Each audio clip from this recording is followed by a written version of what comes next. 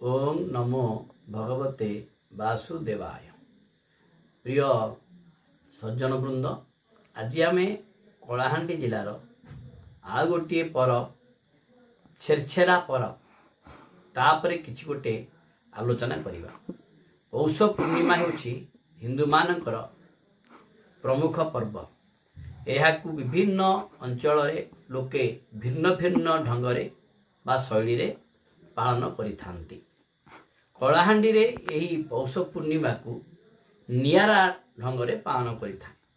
एही जिले रे 70 रु 80% लोक कृषि उपरे निर्भर करी चलिथांती। एही जिले रे जमी मालिकंक संख्या कम रहिथिबा बेले कृषि श्रमिकंक संख्या बहुत बेसी।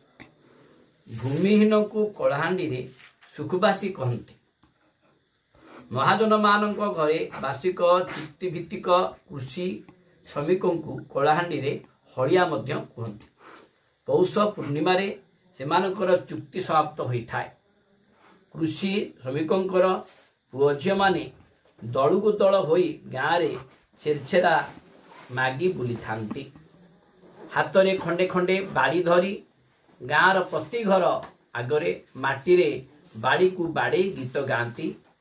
छेर छेरा छेरा ई घर माउसी केन गला लिया खाई खाई छेरेई हेला छेर छेरा छेर छेरा एई भली भाव रे कहि थांती। एही परि गीत गाइबा सहित कहि थांती छेर छेरा दियो गो मा बोली मध्य कहि थांती। गाँर लोक माने आनंद रे पिला मानको चावल टंका इत्यादि देई थांती। पिला माने सेही पैसा रे भोजी किंबा जलखिया मध्य आनी खाई थांती। वास्तव रे छेर छेरा लोक मानकर मन रे आनंद देई थाए।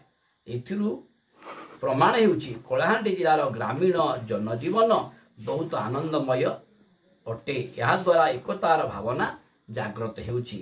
जय मां माणिकेश्वरी।